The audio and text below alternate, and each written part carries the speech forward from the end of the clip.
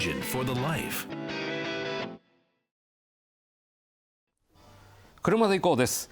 今回紹介するのはホンダの新型ミドルサイズ SUV ZR-V です。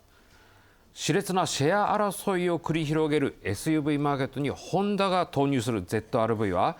現行シビックと同様のプラットフォームを採用し、ボディや足回りなどを SUV 向けに最適したモデルとなります。 ZR-V のコンセプトは都会的なスタイルとセダンのような走り、単に SUV としてだけでなくセダン的な使い勝手と走りを併せ持つモデルということで、どのような乗り味を提供してくれるのか楽しみですね。それではポイントを見ていきましょう。流れるような艶のあるシルエットと SUV らしい力強さを一つの造形に凝縮したプロポーションを持つ ZR-V。 そのメカニズムはシビックやベゼルにも投入された最新の技術を組み合わせ最適化させ搭載されています。パワートレインは 1.5 リッター直列4気筒ターボエンジンを積むモデルと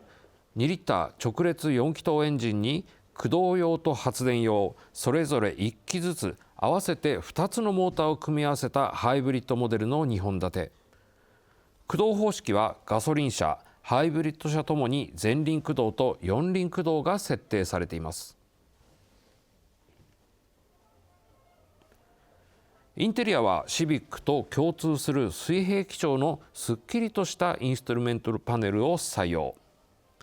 見やすく運転しやすい視覚を確保しています。またガソリン車のシフトレバーがコンベンショナルなものであるのに対し、ハイブリッド車ではボタン式となっています。新型 ZR-V の価格帯はご覧の通りとなっています。走りに定評があるシビックなどの技術が応用された SUV、 どんな走りか楽しみですね。そうですね。はい、この後はいよいよ試乗に行きます。今回は2リッターハイブリッド車の上級グレード EHEV-Z、 その前輪駆動モデルを高速道路と一般道で試します。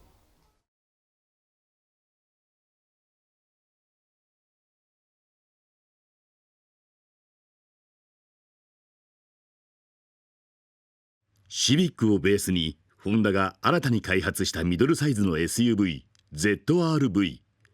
今回は2リッターハイブリッド車の前輪駆動モデルを岡崎五郎が検証します。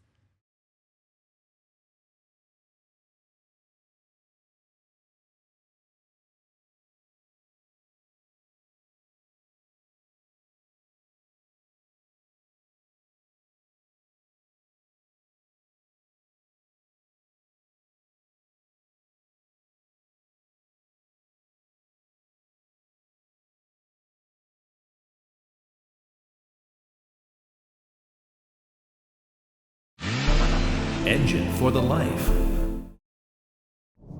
さあ今日はホンダの ZR-V に試乗しています。この外観なんですけれども、僕は実車を見るまではスポーティーな SUV を目指しているらしいんですけれども、そのスポーティー感があまり伝わってこないなみたいなちょっとネガティブな印象を持っていたんですが、実物を見ると結構これね存在感があるんですよ。全体的なフォルムはすごくオーソドックスな SUV なんですけれども、何かこうキラリと光るところがあるというところが一つ外観いいところですね。インテリアなんかはいい感じでシビックの要素を受け継いで非常に都会的な仕上がりになっています。プラットフォームそれから EHEV なので、このパワートレインなんかもシビックと共通なんですが、この2リッターエンジンとモーターの組み合わせがもたらすすごく静かで滑らかで、なおかつアクセルを踏んでいった時のこのグッと押し出されるレスポンスの良さであるとか、それからアクセルを深く踏み込んでいった時のこのエンジンの音とか、そういったものを含めて、いやこれだけ走れば十分気持ちいいよね、スポーティーだよねと言えるぐらいのレベルになっています。さあ一般道に入ってきました。上り勾配走ってますが、ちょっと僕喋り止めますね。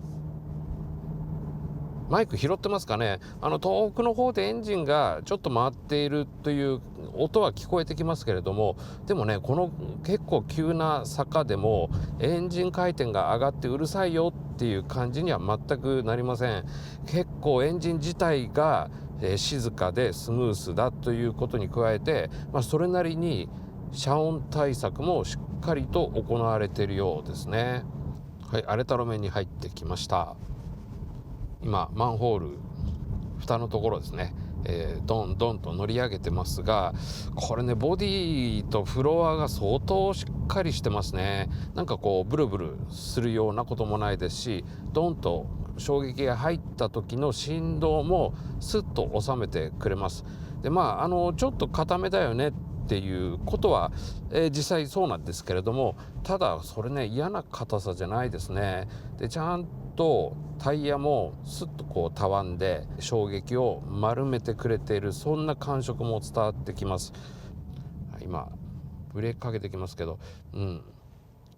ブレーキもいいですね。で最後の止まる寸前にスッと抜く動作もちゃんと受け入れてくれるので、この ZR-V のブレーキは本当にこれ扱いやすい。最後スッと抜くともう綺麗に止まりますね。実はさっき高速道路を降りてインターチェンジカーブ曲がった時に、すごいいいなこれって思ったんですよ。その実力を、ちょっとねコーナーに入って試してみたいと思います。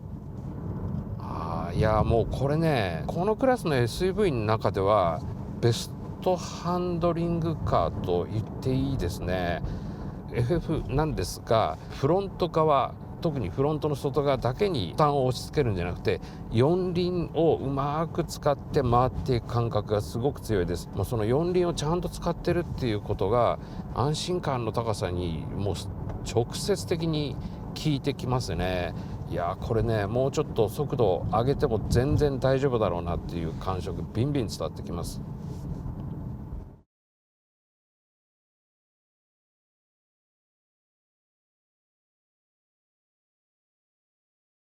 この ZR-V なんですけれども、もうとにかく走り重視、中でもこのフットワークの良さを SUV でも味わいたいんだよっていう人にはこれね文句なしにおすすめできるモデルですね。本当にこれ250馬力級の2リッターターボエンジンなんか積んじゃってもいいんじゃないかと、そんな風に思えるほどしっかりしたシャシーを持っている SUV でした。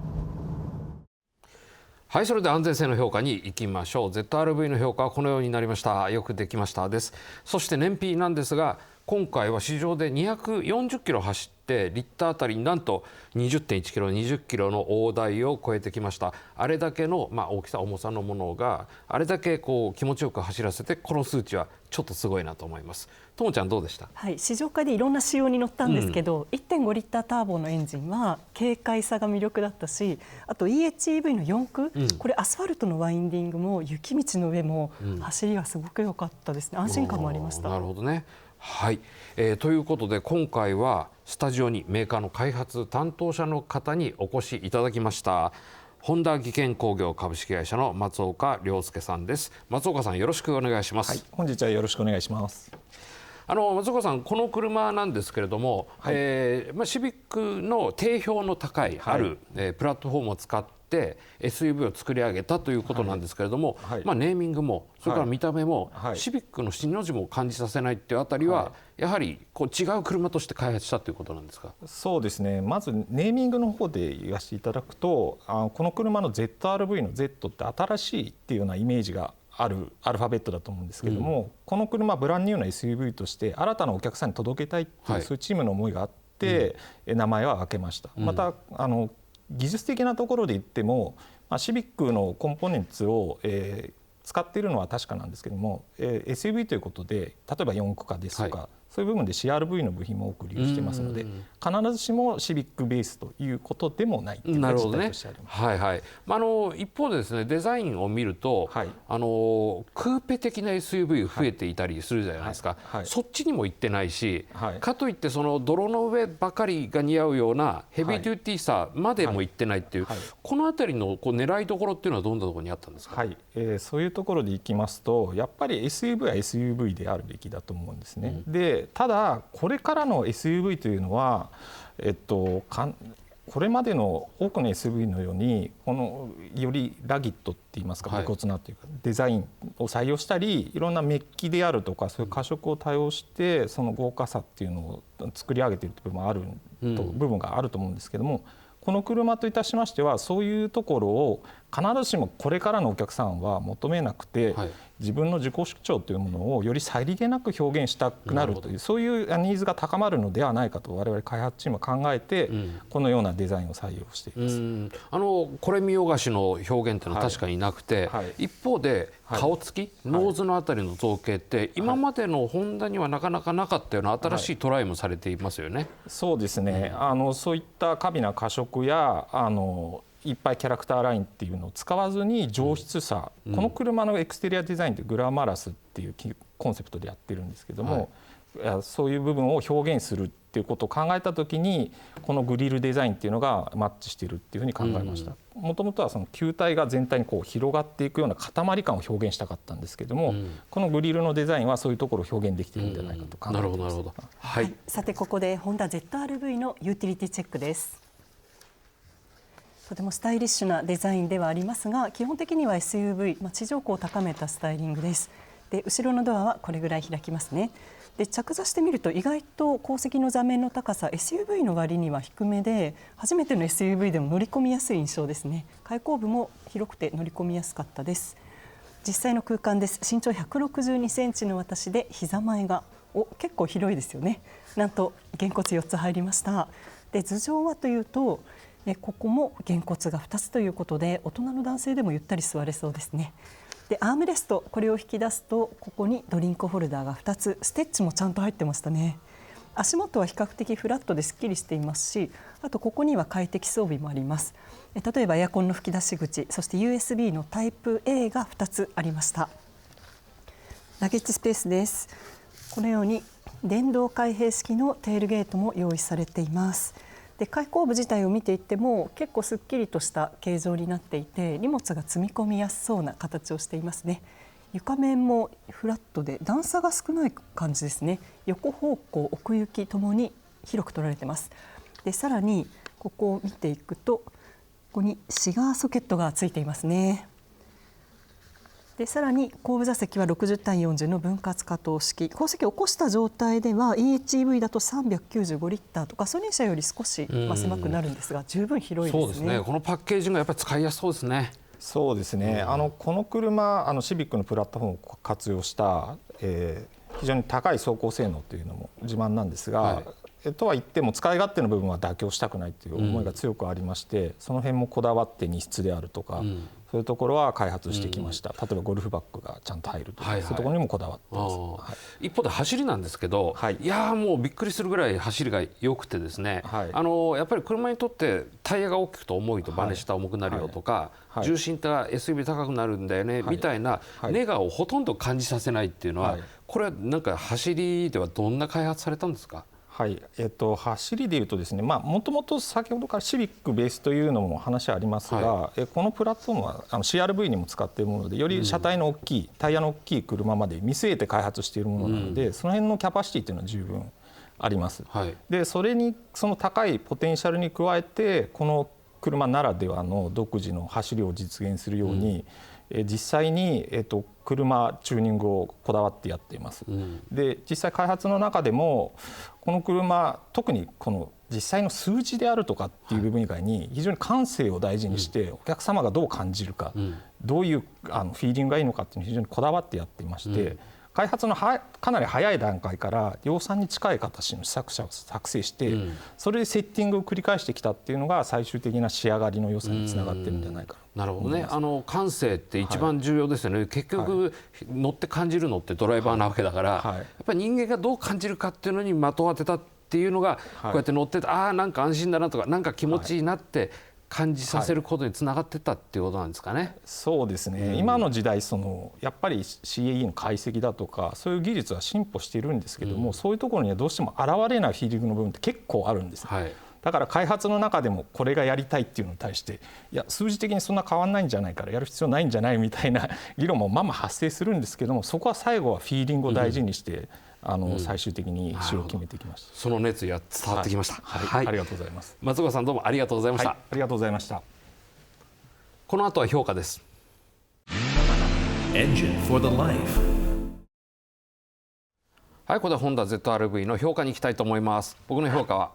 このようになりました。丸、これは優れたドライブフィールと使い勝手のいいパッケージング。これだけ言うとなんかちょっとこうピンとこないのかもしれないんですけれども、その一つ一つがすごくよくできてるんですよ。ドライブフィールっていう意味においては本当にこのクラスの SUV でベストハンドリングだよねって思いますし、パッケージング一つとってもリアシートの居住性、それから荷室の使い勝手、絶対的な広さ等々本当によくできてるんですね。ですからこれ優等生っていう意味ではなくて、もう本当に全体がとても高いレベルでいろんなことが両立されているよという、意味での丸です。で×はこれちょっとね立ち位置が分かりにくいんですね、ネーミング。というのも CRV の代わりにこの ZR-V になって、でこの ZR-V は海外で HRV っていう名前で販売されているけれども、将来的には海外向けの CRV がまた日本に水素燃料電池で積んで入ってくるかもしれないみたいな、ちょっとね、ちょっと分かりづらいので ZR-V、Z ですからね、最後にこれにして、ずっとこのネーミングを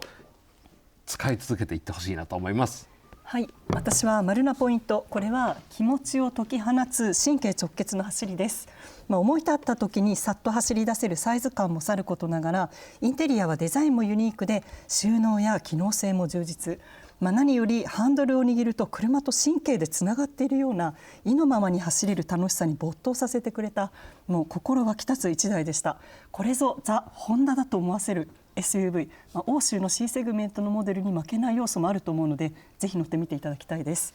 バッテン、これはベースグレードにオプションでも、荷室にトノカバーが付けられないっていう、荷物を隠すものだと思うんですけど、こういうものはどのモデルでも選べるようになっていると嬉しいなって思いました。確かに確かに。はい、というわけで2人の評価はこのようになりました。Engine for the life. さあ今日ホンダ ZR-V だったんですが、ともちゃん改めてどうですか？いや実にホンダらしい SUV が出てきて嬉しく思いましたね。そうだね、走りが本当にとにかくいいよね。はい、僕 VTR の中で、これ2リッターターボでちょっと速いユーロ R みたいなあってもいいんじゃないなんて言ってたんですけど、苦笑いをされてましたが個人的にはやってみたいですけど、いろんな事情もそうですね、今はこう世の中がそういうものをなかなか許さないような感じになってきてるっていうのはちょっと悲しいところでありますよね。そうですね、しかし本当にいい車に仕上げてきましたね。走りへのこだわりってやっぱり自分で走らせると伝わってくるもんですね。そうですね、この走りの部分ってどうしても乗ってみないとわからない部分ってあると思うんですね。口でいくらいいって言っても伝わらない部分あると思うので、ぜひお客さんにはディーラーで試乗していただきたいなって強く思います。そうですね、本当に百聞が一見にしかずとまた、いつも結構言うこと多いんですけどまさにね、車っていうのは乗ってなんぼですからね、実際に乗ってみて僕らが言ってることが本当なのかっていうことをね、感じていただきたいと思います。それではまた来週。